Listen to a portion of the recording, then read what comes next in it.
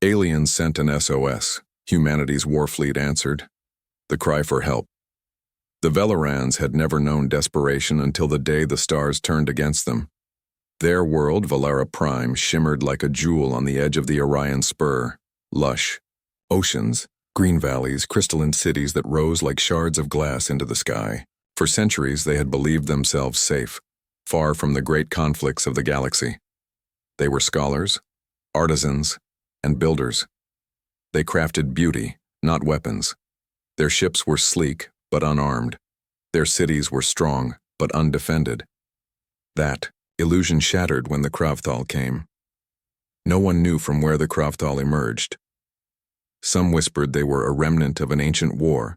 Others claimed they were a hive that had consumed its own stars and now drifted outward in search of fresh prey. Whatever the truth, the Valarans had little time to ponder. The skies had burned within hours of first contact. Black spines descended through the atmosphere, each one a ship bristling with claws and living weapons. Valaran sky forts crumbled beneath beams of green fire. The oceans boiled as orbital strikes shattered the coastal cities. The Valarans had no defense, only fragile planetary shields designed for meteor storms, not war. And so, for the first time in their history, the Valarans sent a call for help. Their distress beacon was ancient technology, little more than an amplifier of light and code. It flared outward in desperation across the void. They coded it in every language they knew, from the crude binary pulses of pre-space civilizations to the complex harmonic frequencies of the core empires. It was not a demand, not even a negotiation. It was a plea. We are under attack. We are dying. Please, anyone, answer. The signal raced across the stars, and most of the galaxy ignored it. The Federation of Worlds, proud and wealthy, did not stir. Their fleets were vast, but their laws forbade intervention without treaties, and Valara was not a member. The Kari Dominion heard it and dismissed it with laughter.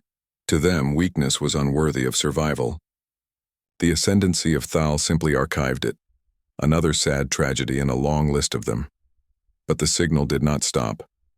It traveled further, past the safe zones, into darker regions of space, into the territories where whispers of Deathworlders lingered, like ghost stories told by frightened children.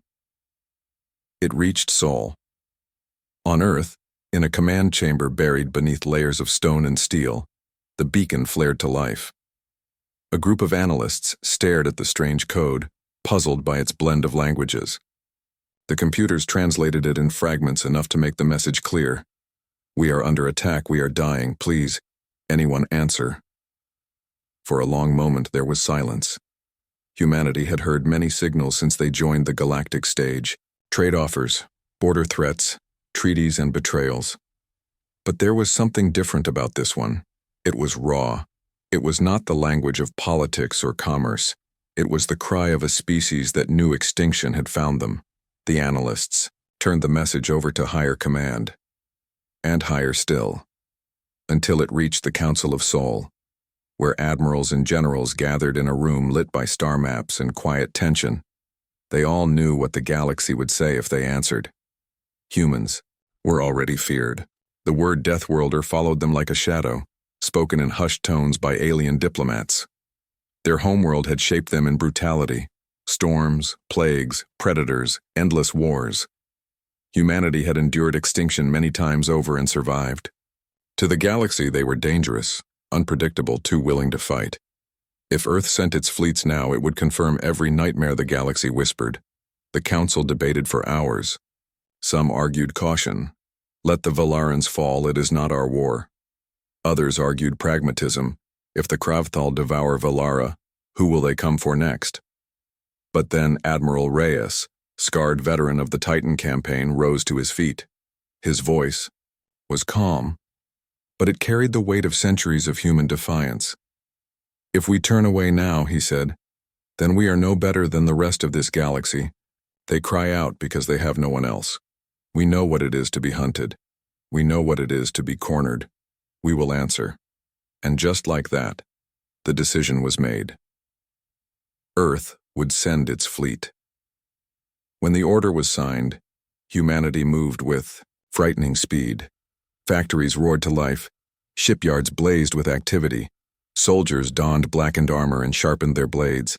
The great warships of Earth rose from the docks like predators roused from slumber, titans of steel and fire, each one bristling with weapons the galaxy had only seen in fragments during border wars. The Valarans had whispered into the dark, never expecting an answer, and now an answer was coming, not from allies, not from the civilized powers of the galaxy, but from Deathworlders, from humanity, from Earth. The Valarans did not yet know it, but their plea had awakened something ancient in mankind, the refusal to let the helpless be consumed without resistance. The same instinct that had carried humans through fire, famine, and endless war now guided their fleets toward Valara Prime. The Kravthal thought the Valarans were weak prey. They had not yet met predators born on Earth, and when the humans arrived, the galaxy itself would tremble. The call of the Deathworlders, the Valari did not know what to expect when they sent their desperate signal. Their empire was small compared to the galactic powers that had long abandoned them. Once, the Valari had been respected as architects of crystalline cities and masters of harmony. Now their worlds burned under the relentless advance of the Zorath Hive. On the colony world of Valith Prime, High Chancellor Saren paced before the shattered council chambers. The sky was crimson with smoke, hive spores blotting out the stars. "The signal is gone," he whispered. "If no one comes, then we are finished." "Chancellor," an aide murmured, "the galaxy has turned its back on us. Why would anyone risk their fleets for our people?" Saren closed his eyes, feeling the weight of failure press on his chest. "Because we begged, and sometimes the stars listened to a desperate plea." The response. 2 days later, far above the ruined colony, space trembled. Valari sensors screamed. Warnings as warp fissures tore open. The council thought it was the hive returning for the final blow. Citizens screamed, scattering into caverns and bunkers. But what came through was not the Zorath. The void split apart, and ships emerged, hulking, angular, black and silver machines of war. Their hulls bore scars of battles fought across uncharted systems. Engines flared blue, and their sheer mass made the stars themselves seem to retreat. The Valari's sensors struggled to classify them. No known galactic empire owned vessels with such reinforced armor or such predatory design. Then came the voice, carried across every frequency. "This is Admiral Rachel Vance of the Terran United Fleet. Your signal was received. Humanity stands with you." For a moment, silence. Entire planets paused in disbelief.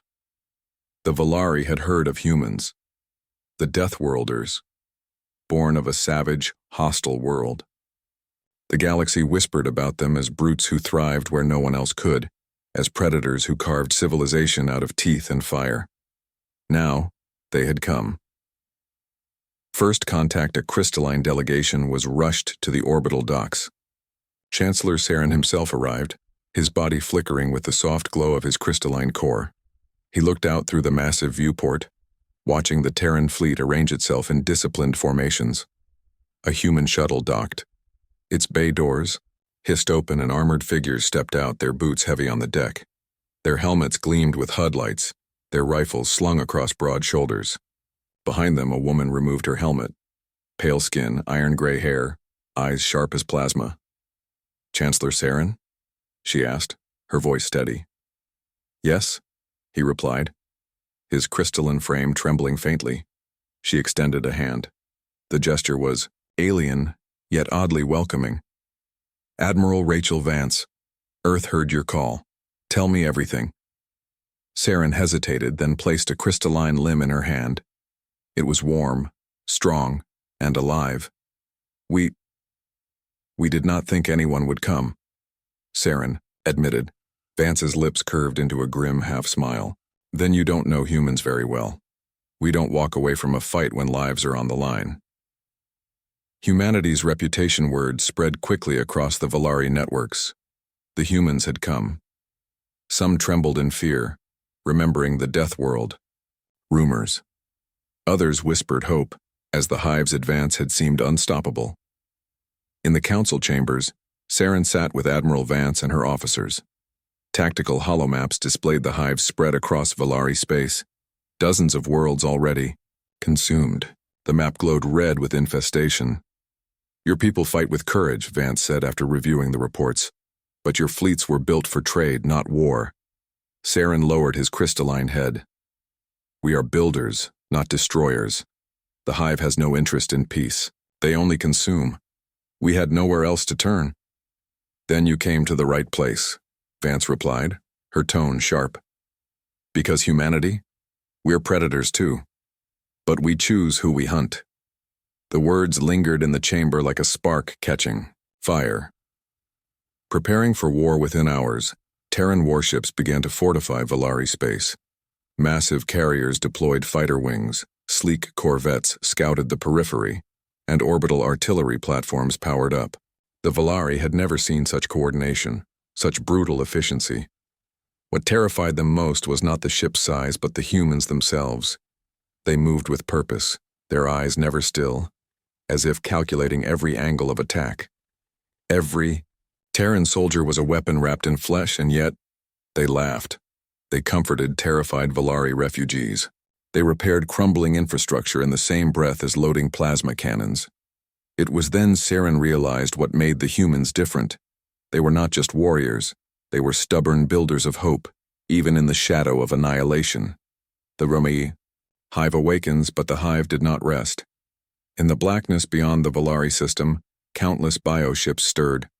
Organic hulls pulsed with sickly light as they altered course. The Zorath hive had felt the new arrivals. Their swarm mind hissed with curiosity. Predators had entered their feeding grounds, and predators always fought to the death. From the command deck of her flagship Resolute, Admiral Vance stood watching the stars. Her officers prepared for what was coming.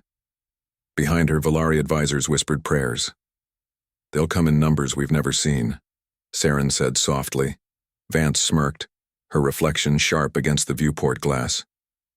Good. Let them come. Humanity's been waiting for a real fight. The drums of war began to echo across the stars. First strike. The UHS Dauntless dropped out of warp at the edge of the Valari system. The crew stood silent, staring at the view screens that displayed the sight before them. Devastation. The Valari homeworld shimmered with the light of defensive, shields flickering under constant bombardment. Enormous Harvix warships, like jagged blades of black metal, hung in orbit, firing relentlessly. Valari orbital stations burned, breaking apart into clouds of debris that lit the void with sickly, orange flares. By God, Commander Sarah Chen whispered. They're not just attacking, they're exterminating. Her XO, Captain Ramirez, tightened his jaw. Looks like the SOS came just in time. If we'd waited a few more days, Sarah cut him off. We didn't wait. That's why we're here. Helm, set course for the nearest Harvix destroyer. Weapons, lock railguns, and prepare the lance batteries. Let's show them what happens when you pick on someone smaller than you. The first shot. The Dauntless surged forward, its dark hull reflecting no light, a predator cloaked in the void. A Harvix destroyer turned its massive hooked prow toward them. Its energy cannons began to glow, charging to fire. Railguns, fire, Sarah ordered. 3 tungsten slugs screamed across space at hypersonic velocity. In seconds, the first slammed into the Harvix's shields. Sparks burst like shattered glass. The second slug tore through armor plating, leaving molten metal spraying into the vacuum. The third pierced deep, igniting fuel cells. The destroyer convulsed before detonating in a silent blossom of fire. On the bridge of the Dauntless, the crew erupted in cheers. Target neutralized, weapons reported, barely containing excitement. But Sarah didn't smile. Her gaze stayed, fixed on the swarm of Harvix ships turning toward them, dozens of glowing eyes in the dark. We just got their attention. Now the real fight begins. The Valari see the humans down on the Valari homeworld. The surviving defenders watched in disbelief. The alien council chamber was half ruined, its crystalline walls cracked and smoking from bombardment. Councillor Reinar of the Valari pressed his trembling hands against the holographic tactical display. His people had been losing hope for weeks. But now, one foreign warship had appeared, and it had done what the entire Valari defense fleet could not. They destroyed a Harvick's vessel in seconds, one Valari general said, his voice hushed with awe. Who are they? Counselor Reinar leaned closer, his crystalline form glowing faintly. They are the humans, the Deathworlders who answered our call. Into the fire, the Harvick's fleet closed in, forming a blockade wall between Earth's ship and the Valari planet. Multiple hostiles incoming, Ramirez called. 20 ships minimum. Sarah grinned, sharp and fierce. Good. Let's dance. The Dauntless plunged headlong into the storm. Energy blasts streaked past, sizzling against its shields. The ship rolled and twisted, dodging between plasma fire like a predator weaving through prey. Lance batteries. Fire at will.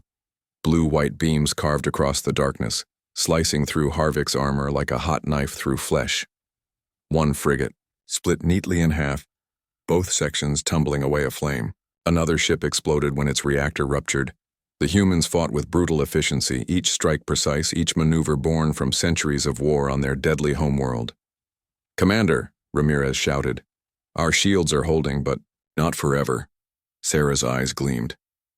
Then we don't give them forever. Humanity's reputation awakens across the galaxy. News traveled fast. The Harvicks had boasted that the Valari were doomed, that no ally would dare stand against them.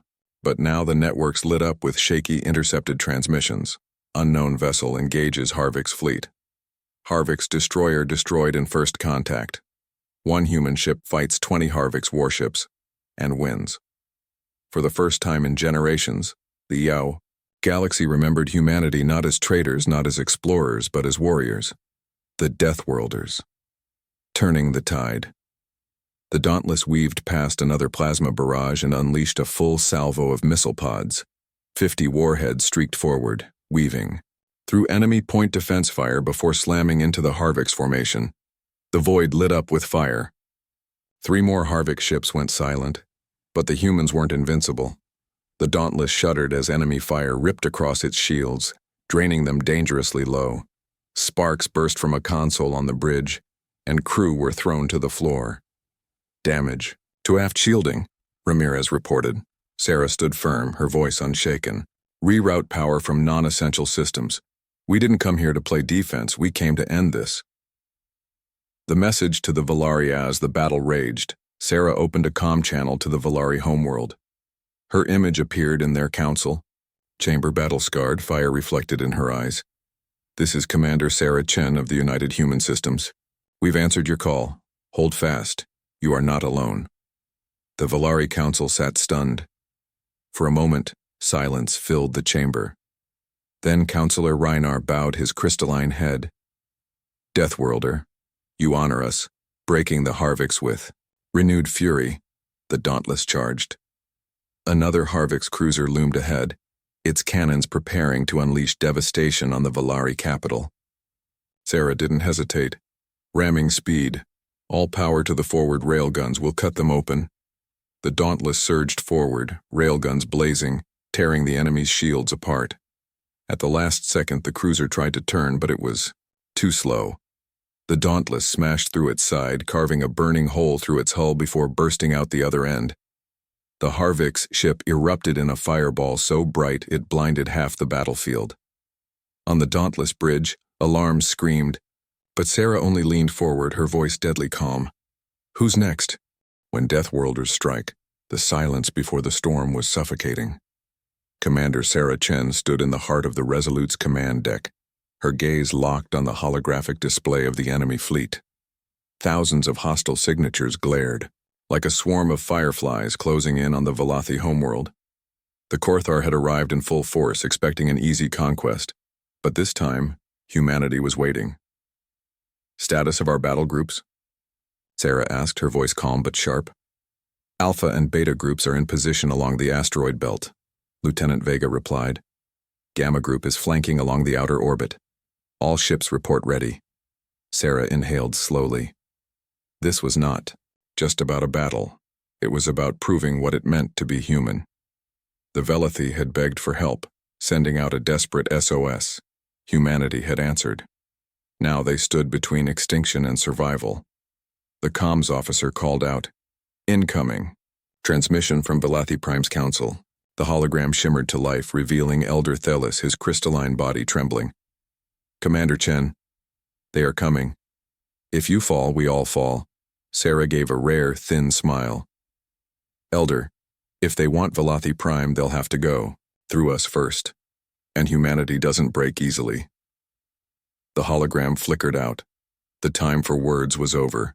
The Resolute vibrated as the first wave of Korthar ships surged forward, a wall of blackened steel bristling with weapons. They launched without hesitation, beams of searing plasma lancing across the void. "Shields at full power. Evasive maneuvers." Sarah barked. The human fleet moved as one. Warships twisted and rolled in unison, presenting narrow profiles, their counterfire blazing like a storm of lightning. Human railguns spat tungsten rounds at hypersonic velocities, punching through Korthar hulls like paper. Missile salvos streaked across the battlefield, guided by AI precision, detonating deep inside enemy formations. "2 Korthar cruisers down," Vega shouted. "But they're not slowing." Of course they weren't. The Korthar were predators, bred for war, unyielding in their hunts. But so were humans, by necessity, by history, by survival on a death world that forged them harder than any alien could imagine. The Korthar fleet pushed deeper, forming a wedge to punch through the human line. Sarah saw it instantly. "They're trying to split us apart," she muttered. Then louder, "Order Gamma Group to swing in, collapse the flanks, trap them in crossfire." Moments later, the stars lit with fire. Gamma Group's destroyers swooped in from the sides, unleashing a hailstorm of torpedoes. The Korthar wedge shattered, their formation breaking under the relentless human assault. Cheers erupted on the bridge, but Sarah remained still, her eyes locked on the battle. This was only the first wave. The Korthar always tested their prey before the real strike, and then it came. The sensors screamed as a massive warship emerged from hyperspace, 10 times the size of the Resolute. Its weapons arrays dwarfed anything humanity had ever faced. A Korthar dreadnought. Gasps filled the deck. Even Vega's voice wavered. "Commander, that thing could wipe out half our fleet." Sarah's jaw tightened. Fear was natural, but surrender was not an option. "Target that ship. We're not backing down." The dreadnought loomed forward, plasma beams cutting swaths through space. One human destroyer vanished in a ball of fire, its crew lost in seconds. Another frigate was torn apart, its hull spiraling into fragments. "Casualties mounting," the tactical officer reported. Sarah's voice cut through the chaos. "We're not prey. We fight back." The Resolute dove head-on into the dreadnoughts, barrage, shields flickering under the assault. Every gun on the ship roared at once, railguns hammering the enemy's shields, missile barrages seeking weaknesses. Other human ships followed, unleashing everything they had. The dreadnought staggered. Its shields held, but humanity's firepower was relentless, tearing chunks of armor away. For the first time, the Korthar hesitated. "Bring us closer," Sarah ordered. "Closer?" "Commander, we'll be in range of—" "Do it." The Resolute surged forward, weaving through streams of plasma fire, closing the distance until the dreadnought filled the view screen like a mountain of steel. Sarah leaned forward, eyes cold as iron. "Arm the ramming spike." Gasps rippled across the bridge. Humanity's warships were designed with one last resort weapon, an experimental weaponized prow reinforced with alien-forged alloys, capable of piercing dreadnought armor at suicidal range. Vega's voice cracked. "Commander, if we ram—" "We don't have to destroy it," Sarah interrupted. "We just have to cripple it long enough for the fleet to finish the job." The ship shook violently as enemy fire tore at its hull, alarms screaming, flames erupting along the lower decks. But still the Resolute pushed forward. "Impact in 10 seconds." Sarah gripped the command chair, her knuckles white. Humanity's answer to despair wasn't fear. It was defiance. The Resolute slammed into the Korthar dreadnought with the force of a meteor. The ramming spike tore through shields and armor, embedding deep into the enemy's core. Explosions rippled across the dreadnought's surface as its systems failed. "Now!" Sarah roared. The human fleet unleashed a storm of missiles and railgun fire into the exposed wound. The dreadnought shuddered, broke apart, and exploded in a blinding wave of fire. The battlefield fell silent. The Korthar ships froze, their momentum shattered. For the first time, predators who had hunted countless species felt fear. And in that silence, Sarah spoke into the comms, her voice carrying across the fleet. Let this be a message. Humanity answers when called. We do not kneel. We do not flee. We fight, and we win. The bridge erupted in cheers, but Sarah's gaze remained cold, fixed on the retreating enemy ships. The Korthar would be back. This was only the beginning, and humanity had just shown the galaxy what it meant to be Deathworlders. The storm breaks. The Valiant tore across the void, its hull scarred from battle yet still roaring with life. The human warfleet moved as one, engines blazing blue fire, formations shifting with practiced precision. Ahead lay the heart of the Korthar invasion fleet, millions of tons of alien war machines blotting out the stars. Captain Elena Ruiz stood firm on the bridge, her voice steady, even as tension rippled through the crew. This is it. We either break them here, or Earth burns. The comm crackled and Admiral Hayes's weathered face appeared. All ships weapons free, remember? These bastards thought we'd kneel. Show them what humans do when cornered. A grim smile spread across Ruiz's face. She remembered her father's words spoken long ago on a training field. Humans don't win because we're the strongest. We win because we refuse to stop. That truth had carried them across history. Wars, plagues, disasters. And now, it would carry them across the stars. Helm, bring us into spear formation. Gunners, prime rail batteries, let's give the galaxy something to remember. The Korthar fleet loomed closer, black hulls spiked with cruel geometry, weapons bristling like thorns. A guttural transmission blasted across all channels. Earth will be ashes. Humanity will be erased. Ruiz cut the feed. Funny, they've been saying that since spears and arrows, and yet, here we are. The opening salvo came like thunder. Korthar plasma beams slashed through the void, turning 2 frigates into burning wreckage. Human point defense cannons screamed in reply, intercepting wave after wave of missiles.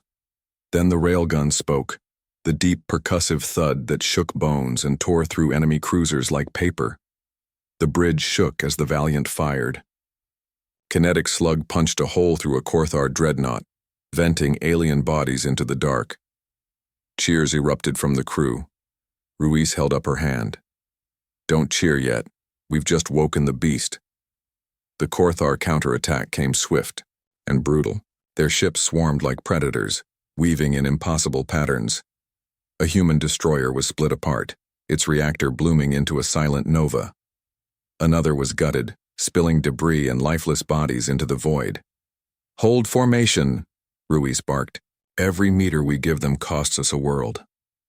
Then came the moment she had waited for, the opening. Hayes's voice roared over comms. All units, hammer protocol, now. The fleet shifted instantly. Battleships angled broadside, unleashing synchronized barrages. Carriers launched swarms of drone fighters that darted between alien formations, harrying them like wasps. The Valiant plunged into the heart of the enemy, railguns pounding, lasers carving fire across Korthar hulls. In the chaos, Ruiz's eyes narrowed. On the tactical display, a massive silhouette loomed. The Korthar flagship, larger than any ship humanity had ever faced. Its core pulsed with a crimson glow, a planetary killer weapon charging to fire. There! Ruiz jabbed the screen. That's their throat. Cut it and the swarm dies with it. The crew knew what she meant. Charging the flagship was suicide, but if they didn't, Earth was finished. Helm, plot intercept, all power to forward shields. The Valiant shuddered as it surged toward the monster. Enemy fire rained down, shaking the ship apart. Sparks erupted from the ceiling. Consoles blew out. Men and women were thrown from their stations. Yet the ship drove on, its crew clinging to duty like a lifeline. Captain, shields failing, the tactical officer cried. Then we'll go through with teeth bared, Ruiz answered. The flagship loomed, monstrous cannons swiveling toward them. Ruiz's voice rang out, calm and iron-hard. All rail guns. Fire on my mark. Target their weapon core. We either crack it or we die trying. The bridge fell silent except for the pounding of hearts. Ruiz raised her hand. Mark. The Valiant unleashed everything. Slugs screamed through space, impacting the Korthar flagship. The first volley staggered it. The second tore open its armor. The third ripped into the glowing core. For a heartbeat, the void went still. Then light erupted, white, blinding, a sun born in the middle of battle. The flagship's core detonated, tearing the ship apart in a cascade of fire that devoured everything around it. The shockwave battered the Valiant, ripping panels from its hull, throwing the crew to the floor. For a moment, Ruiz thought it was the end.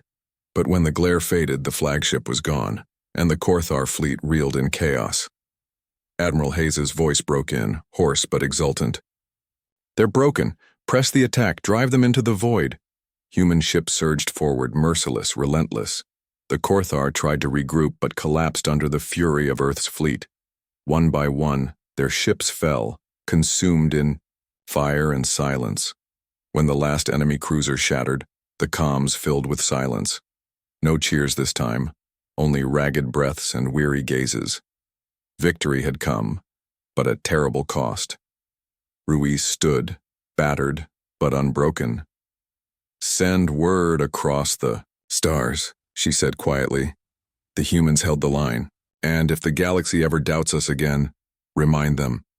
This is what happens when you push us too far. The Valiant drifted among the wreckage of two fleets, scarred but alive. In the silence of space, one truth rang clear. Humanity had once again earned its place in the stars not through fear but through fire and defiance. And the galaxy would never forget it.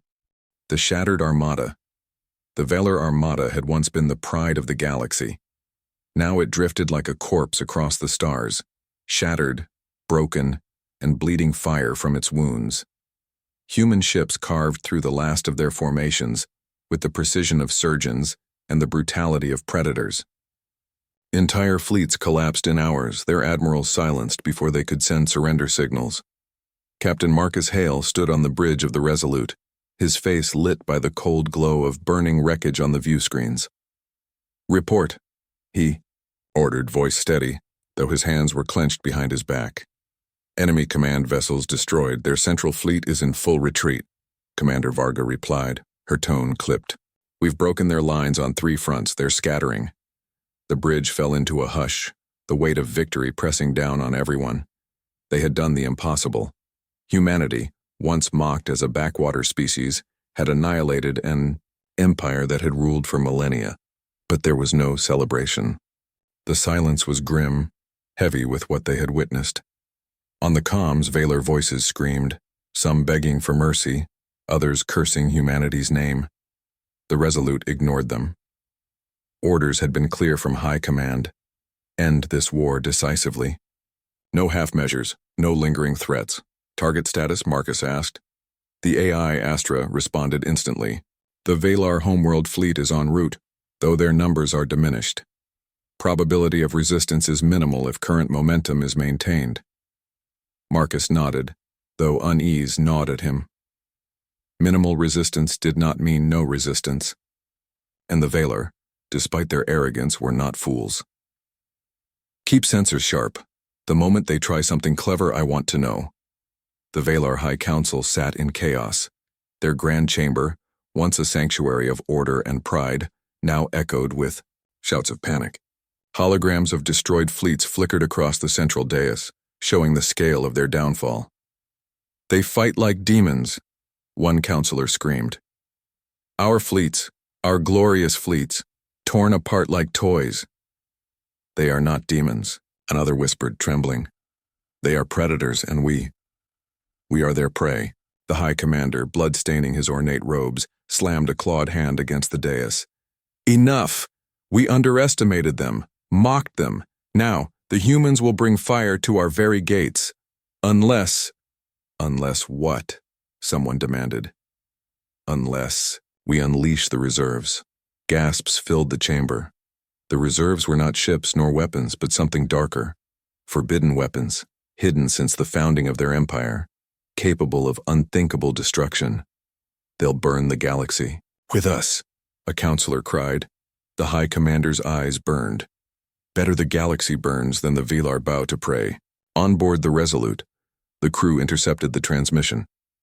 Marcus listened in silence as the Velar screamed of their last desperate plan. His jaw tightened. Astra, can we confirm? The AI hesitated. Yes. Long-range scans indicate activation of deep storage weapons facilities. Probability of mass casualty events is extreme. Marcus slammed a fist against the console. So they'd rather scorch the stars than surrender. Varga turned toward him, her face pale. Then what's our move, Captain? He looked around at his crew, young faces hardened by too much death, too much war. They were warriors now, but still human. We stop them, no matter the cost. If the Valar want to drag the galaxy into the abyss, then we'll be the wall they break against. Hours later, the Resolute led a strike group into the heart of Valar space. The once impenetrable defenses crumbled before them, the humans fighting with an efficiency born of desperation. Through the chaos, Marcus could feel the weight of history pressing down on him. Humanity was no longer the underestimated child of the stars. They had become the storm that shattered empires. As the final Valar command carrier burst apart under a barrage of human torpedoes, Varga whispered, "It's over." Marcus shook his head slowly. No. Not yet. Not until we stand on their homeworld. Not until they understand the cost of mocking humanity. The crew nodded in grim silence. The Valar Empire was broken, but not yet finished. And as humanity closed in for the final blow, Marcus knew this war was no longer about survival. It was about vengeance. The dawn after fire. The battlefield was finally quiet. Where once the sky had been a canvas of fire and chaos, now there was only silence broken by the slow flicker of dying embers across the shattered hulls of alien warships.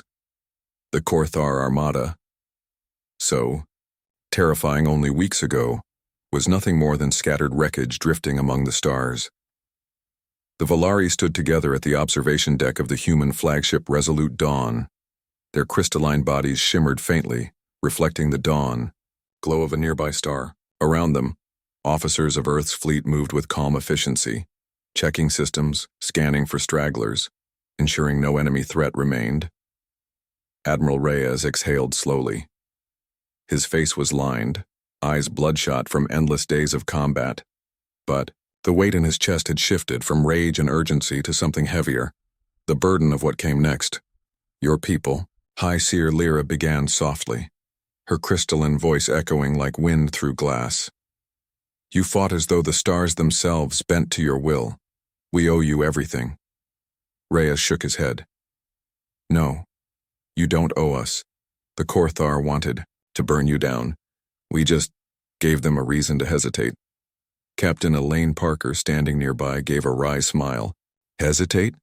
Admiral, with respect, they didn't hesitate. We crushed them. The Valari shifted uneasily. Victory felt surreal, almost impossible.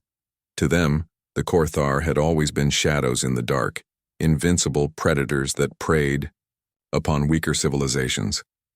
Yet humans had answered their SOS with fury, and now those predators were ash and silence. But even in victory, questions remained. Reyes tapped the holographic table, and a projection of the galaxy bloomed before them. Dozens of systems highlighted in red. These weren't just random attacks, this was a campaign. The Korthar were spreading, taking resource-rich systems, enslaving worlds, building war machines. We stopped them here. But this, he pointed to the red cluster, this was just one head of the Hydra. Silence filled the command deck. Finally, Commander Kalen of the Valari whispered, Then others will fall, unless someone stands for them. Reyes nodded grimly. Exactly. And here's the thing. The galaxy's been silent for too long. Everyone hopes the predators go for their neighbors, not them. That silence is what let the Korthar grow fat on conquest. He looked across the Valari delegation, then to his officers. But humanity? We've learned that predators don't stop until someone hits back harder. The Valari High Seer tilted her head, her crystalline form catching the light. Then, will you continue this fight? Reyes's jaw tightened. He glanced at Captain Parker, who gave a small nod. Humanity didn't come this far just to go home, he said. We'll keep pushing. We'll rally whoever's willing to stand with us. If the Korthar want a galaxy at war, then they've just found one. The Valari's eyes gleamed with something new, hope. The days that followed were filled with rebuilding and remembering. On Valari Prime, humans and Valari worked side by side. Engineers repaired cities once thought lost. Children, both human and crystalline, played among the ruins, laughter echoing where silence had once ruled. A memorial was built on the outskirts of the capital, a towering structure of crystal and steel, inscribed with names of the fallen, Valari, human, and others. It stood as a promise that this alliance was not forged only in war, but in memory and shared sacrifice. At the dedication, Admiral Reyes spoke to both species. His voice, carried across the plaza and through live feeds across dozens of liberated worlds. We came because you called. We fought because it was right. And now we stay because the galaxy deserves better than fear and silence. Together we'll build something stronger than the Korthar ever dreamed of destroying. The crowd erupted in cheers, crystalline tones, blending with human voices. But later, when the celebrations quieted, Reyes stood alone by the memorial. He traced a hand over names of men and women he had lost, friends, comrades, heroes who would never see Earth again. Captain Parker joined. You're thinking about the cost, he gave a weary smile. Always. We win battles, Elaine, but wars take everything if you're not careful. And yet, she said softly, look around. We saved a world. Maybe one day. 100 more. Reyes looked up at the stars. For the first time since the SOS had reached Earth, he allowed himself a moment of peace. The war was not over, but humanity had proven something undeniable. They were no longer just one species among many. They were the answer to despair. The Valari High Seer later recorded a message, broadcast across the stars. To all who listen, know this. When we called out into the void, it was not silence that answered. It was humanity. A people forged on. A world of storms and predators who carried both fire and compassion into the stars. They are no longer alone, and neither are we. The Korthar sought to break us. Instead, they awakened a fleet that will not falter. The message traveled, far igniting sparks in forgotten corners of the galaxy. Resistant cells, enslaved species, and frightened civilizations whispered the name of humanity with a mix of awe and relief. The war was not yet won, but a new era had begun. On the bridge of the Resolute Dawn, Admiral Reyes gave the final order of the campaign, set course deeper into Korthar space. The galaxy just saw our answer. Now let's make sure they never forget it. The engines flared to life and humanity's fleet surged forward, toward the heart of darkness, carrying with them the unbreakable fire of Earth. The Valari watched from their world below, their voices rising in crystalline song, a hymn to the dawn after fire. For the first time in generations, they sang not of survival but of victory.